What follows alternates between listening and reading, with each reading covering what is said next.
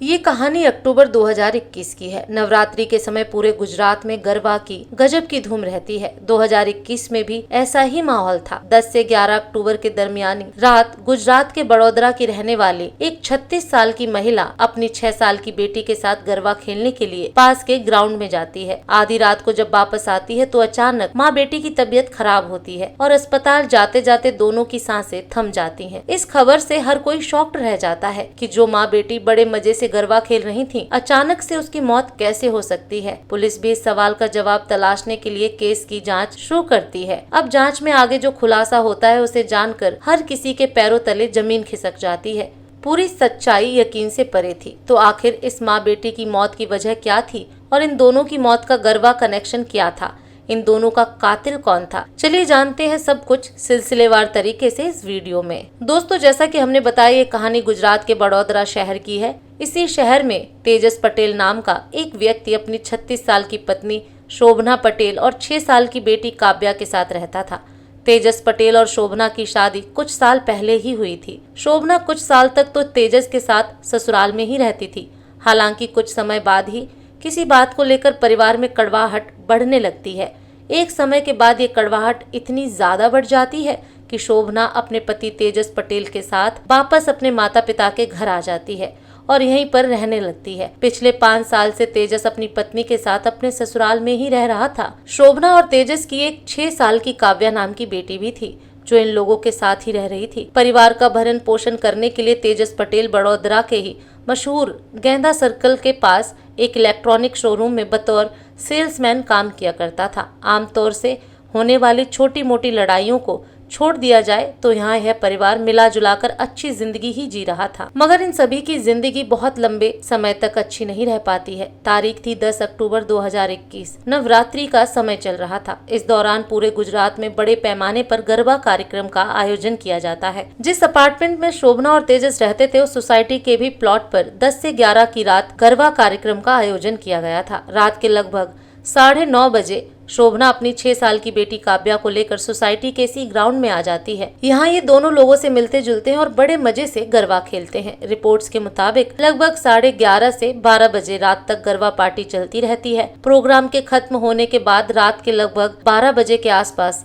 शोभना अपनी बेटी को लेकर वापस अपने अपार्टमेंट में आ जाती है। इस समय तक परिवार के दूसरे सदस्य सोने की तैयारी कर रहे थे, इसलिए शोभना भी अपने भाई जितेंद्र बाडिया को गुड नाइट कहती है और अपने कमरे की तरफ सोने के लिए चली जाती है। कमरे में पहले से ही शोभना का पति तेजस मौजूद था। यहाँ पर सभी एक दूसरे को हाय हेलो करते हैं और सोने चले जाते हैं। यहाँ तक सब कुछ बिल्कुल नॉर्मल था। परिवार के दूसरे सदस्य भी सो जाते हैं। सभी लोग सो रहे थे। तभी लगभग रात के 2 बजे अचानक तेजस पटेल भागते हुए अपने कमरे से निकलकर नीचे के फ्लोर पर रहने वाले अपने साले जितेंद्र बढ़िया के पास आता है और घबराई हुई आवाज में जितेंद्र से कहता है कि पता नहीं शोभना और काव्या को क्या हो गया है। दोनों कुछ भी नहीं बोल रहे हैं और दोनों लगभग बेहोश हैं। यह सुनते ही जितेंद्र भी घबरा जाता है और भागते हुए तेजस पटेल के कमरे में आ जाता है। वो देखता है कि दोनों लगभग बेहोश पड़े हुए हैं। जितेंद्र दोनों को जगाने की कोशिश करता है मगर दोनों की ओर से कोई रिस्पॉन्स नहीं मिलता है। घबराकर दोनों को लेकर जितेंद्र पास के अस्पताल जाता है। यहाँ आते ही डॉक्टर द्वारा दोनों को मृत घोषित कर दिया जाता है। जैसे ही इस खबर की जानकारी सोसाइटी में रहने वाले लोगों को मिलती है, हर कोई हैरान रह जाता है। लोग अपने हिसाब से दोनों के मरने के कारणों पर कयास लगाना शुरू कर देते हैं। इस मामले की जानकारी पुलिस को भी दे दी जाती है। क्योंकि डबल डेथ का मामला था, इसलिए पुलिस वाले भी भागते हुए मौके पर पहुंच जाते हैं और दोनों के शव को अपने कब्जे में लेते हुए पोस्टमार्टम के लिए भेज देते हैं। वैसे तो पहली नजर में ही पुलिस वालों को दोनों की मौत नेचुरल नहीं लगती है, क्योंकि शोभना के गले पर गहरे निशान दिखाई पड़ते हैं, जैसे मानो किसी ने उसका गला दबाया हो। इसके बावजूद पुलिस वाले कुछ भी एक्शन लेने से पहले पोस्टमार्टम रिपोर्ट का इंतजार करते हैं। कुछ समय बाद पुलिस वालों को शोभना और काव्या की पोस्टमार्टम रिपोर्ट भी मिल जाती है। पोस्टमार्टम रिपोर्ट में कहा जाता है कि शोभना की मौत गला दबाने की वजह से हुई है। 6 साल की काव्या की मौत की वजह भी दम घुटना ही बताया जाता है। इसके अलावा इन दोनों माँ बेटी के पोस्टमार्टम रिपोर्ट में एक चीज कॉमन थी जो हर किसी का ध्यान अपनी ओर आकर्षित करता है। दरअसल रिपोर्ट में कहा जाता है कि दोनों के शरीर में से जहर के अंश पाए गए हैं। कुल मिलाकर पोस्टमार्टम रिपोर्ट इस बात की ओर इशारा करती है कि पहले इन दोनों को जहर दिया गया और फिर दोनों की गला दबाकर या फिर दम घोटकर हत्या कर दी गई। अब सबसे बड़ा सवाल था कि आखिर इन दोनों के साथ इतनी बड़ी हैवानियत किसने की है। मुताबिक शोभना और काव्या के कमरे में तेजस पटेल के अलावा कोई नहीं था, इसलिए पुलिस के लिए प्राइम सस्पेक्ट तेजस पटेल ही बन जाता है। मामले की सच्चाई जानने के बाद पुलिस वाले तुरंत ही तेजस पटेल को पूछताछ के लिए हिरासत में ले लेते हैं। जब तेजस से पूछताछ की शुरुआत होती है तो पूछताछ के दौरान बहुत ज्यादा भावुक नजर आता है। इसके अलावा पूछताछ के दौरान वह बार बार रोने लगता है। लोग अनुमान लगाते हैं कि तेजस ने अभी अभी अपनी पत्नी और बेटी को खोया है, इसलिए शायद बहुत गहरे सदमे में है। इस कारण तेजस को थोड़ी देर की पूछताछ के बाद घर भेज दिया जाता है। पूछताछ में पुलिस को वो बस इतना कहता है कि मुझे नहीं पता कि इन दोनों की मौत कैसे हुई,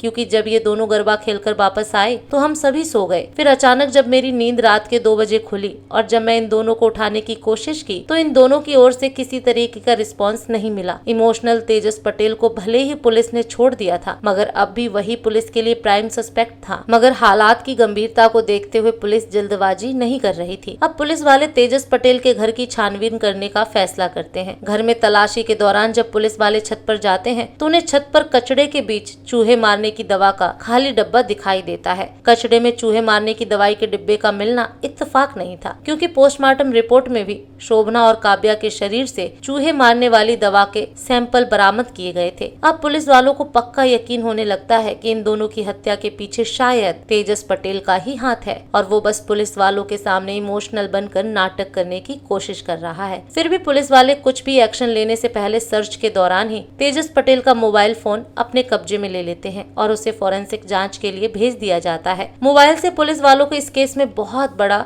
ब्रेक थ्रू मिलता है। दरअसल जब पुलिस वाले तेजस पटेल का मोबाइल खंगालते हैं तो पता चलता है कि पिछले 1 हफ्ते से तेजस इंटरनेट पर हत्या करने के तरीकों के बारे में सर्च कर रहा था। उसने गूगल और यूट्यूब पर rat killer, which are the types of poison, how to give death, how does die इत्यादि जैसी जानकारियां सर्च की। उसने इंटरनेट पर यह भी सर्च किया था कि किसी को तकिए की मदद से कैसे मारें। ये जानकारी सामने आने के बाद पुलिस वाले तुरंत तेजस पटेल को अपनी हिरासत में ले लेते हैं और इस बार पुलिस वाले अपने तरीके से उससे पूछताछ शुरू करते हैं। पूछताछ के दौरान एक बार फिर से तेजस इमोशनल बनने का नाटक करने लगता है, मगर इस बार पुलिस वाले उसकी चालाकी को समझ जाते हैं और बिना कोई सहानुभूति दिखाए कड़ाई के साथ उससे पूछताछ जारी रखते हैं। तेजस पूछताछ के दौरान बार बार एक ही बात दोहराता रहता है कि मुझे नहीं पता कि इन दोनों की मौत कैसे हुई है। मगर जब पुलिस वाले छत पर मिले चूहे मारने की दवा के डिब्बे और गूगल पर चूहे मारने की दवा से इंसान को मारने के तरीकों के बारे में सर्च किए जाने के बारे में तेजस से पूछते हैं तो तेजस कुछ भी सटीक जवाब नहीं देता है। पुलिस वाले बार बार तेजस से उसके इंटरनेट सर्च हिस्ट्री के बारे में ही पूछते रहते हैं। आखिरकार एक समय बाद पुलिस वालों के सामने तेजस सच स्वीकार करना शुरू कर देता है। वो एक्सेप्ट कर लेता है कि उसी ने अपनी पत्नी शोभना और 6 साल की बेटी काव्या की हत्या की है। पूछताछ के दौरान तेजस पुलिस वालों को बताता है कि इंटरनेट पर सर्च करने के दौरान उसे पता चलता है कि चूहे मारने की दवा का इस्तेमाल करके कैसे इंसानों की जान ली जा सकती है। इसी के बाद वो आइसक्रीम खरीद कर लाता है, फिर उसमें चूहे मारने की दवा मिला देता है और जब पत्नी और बेटी रात में गरबा खेलकर लौटती हैं, तो साजिश के तहत तेजस बड़े प्यार से दोनों को आइसक्रीम खिला देता है। फिर तीनों बड़े आराम से सो जाते हैं। पुलिस के सामने किए गए खुलासे के मुताबिक रात के लगभग 1 बजे अचानक शोभना जोर जोर से हिचकी लेने लगती है। तेजस को लग रहा था कि आइसक्रीम खाकर दोनों बड़े आराम से मर जाएंगे, मगर ऐसा नहीं होता है। शोभना की हिचकी की वजह से तेजस की नींद खुल जाती है, तो वो देखता है कि शोभना लगभग बेहोश है और जोर जोर से हिचकी ले रही है। तेजस को लगने लगता है कि शायद चूहे मारने की दवा का ज्यादा असर नहीं हुआ है, इसलिए वो तुरंत ही दुपट्टे से शोभना का गला जोर से घोंट देता है और तब तक घोटे रहता है जब तक कि उसकी सांसें थम नहीं जाती हैं। पत्नी को मारने के बाद तेजस पास में ही सो रही बेटी काव्या का भी मुंह तकिए से जोर से दबा देता है और उसकी भी सांस थमने तक तकिए से उसका मुंह दबाए रखता है। दोनों की हत्या करने के बाद लगभग 1 घंटे तक बेटी और पत्नी के शव के बगल में ही तेजस बैठा रहता है और फिर लगभग 2 बजे चिल्लाते हुए नीचे अपने साले यानी शोभना के भाई जितेंद्र के पास जाता है और उसे अपनी बनी बनाई कहानी सुनाना शुरू कर देता है। जब पुलिस वाले तेजस से दोनों की हत्या के पीछे के कारण के बारे में पूछते हैं तो तेजस बताता है कि दरअसल पिछले कई कई साल से उसकी पत्नी और उसके परिवार वालों के बीच कुछ बातों को लेकर झगड़ा चल रहा था। इसी कारण वो ससुराल में भी नहीं रह रही थी। दूसरी तरफ पत्नी की रिक्वेस्ट पर ही तेजस अपने ससुराल में पिछले 5 साल से रह रहा था, मगर ससुराल में लगातार रहना तेजस को अच्छा नहीं लग रहा था। इस बारे में वो कई बार अपनी पत्नी से बात भी करता है, मगर पत्नी वापस अपने ससुराल जाने के लिए रेडी नहीं होती है। पारिवारिक झगड़ा भी कम नहीं होता है। तेजस के मुताबिक इन्हीं सब बातों से तंग आकर उसने अपनी पत्नी की हत्या कर दी। जब उससे पूछा जाता है कि आखिर तुम्हारी 6 साल की बेटी ने तुम्हारा क्या बिगाड़ा था कि तुमने उसकी भी हत्या कर दी, इस पर तेजस जवाब देता है कि मैंने अपनी बेटी की हत्या बस इसलिए कर दी कि कल बड़ी होकर अपनी माँ के बारे में मुझसे कोई सवाल न करे। तेजस पुलिस के सामने बयान देता है कि अगर मैं अपनी बेटी को जिंदा छोड़ देता तो एक न एक दिन उसे ये बात पता चल ही जाती कि मैंने अपनी पत्नी यानी उसकी माँ की हत्या की है। फिर वो मुझसे नफरत करने लगती और मैं नहीं चाहता था कि मेरी बेटी मुझसे नफरत करे। मैं अपने लिए अपनी बेटी की आंखों में नफरत नहीं देख सकता था, बस मैंने इसीलिए उसकी जान ले ली। इस खुलासे के बाद पुलिस वाले तेजस पटेल को गिरफ्तार कर लेते हैं। हत्या की विभिन्न धाराओं के तहत मामला दर्ज करते हुए पुलिस वाले अपनी जांच को आगे बढ़ाते हैं। जब इस मामले में जांच आगे बढ़ती है तो एक और चौंका देने वाला खुलासा होता है। दरअसल पुलिस वालों को जांच पड़ताल के दौरान पता चलता है कि जिस शोरूम में तेजस काम किया करता था वहाँ एक लड़की भी काम करती थी। पिछले कई महीनों से तेजस इस लड़की के पीछे हाथ धोकर पड़ा हुआ था। उसने लड़की को कई बार प्रपोज भी किया था, मगर लड़की ने मना कर दिया था। बात यहाँ तक बढ़ गई थी कि लड़की के भाई ने तेजस को बहन से दूर रहने की हिदायत तक दे दी थी। खुलासे के मुताबिक इस रिजेक्शन की वजह से तेजस और भी ज्यादा तनाव में रहने लगा था। इसी के बाद उसने अपनी बेटी और पत्नी को खत्म करने का फैसला किया था। पुलिस इस एंगल से भी जांच करती है कि दोनों की मौत के पीछे तेजस की लव स्टोरी की कोई भूमिका है या नहीं, मगर पुलिस वालों को तेजस के अलावा किसी दूसरे व्यक्ति के खिलाफ इस पूरे मामले में कोई सबूत नहीं मिलता है। केस की मौजूदा स्थिति की बात करें तो जैसा कि अमूमन होता है, इस केस की भी सुनवाई अदालत में चल रही है। वहीं तेजस पटेल सजा के इंतजार में सलाखों के पीछे बंद है। दोस्तों, वैसे तो यह अदालत तय करेगा कि तेजस पटेल को क्या सजा दी जाए, मगर आपके अनुसार तेजस को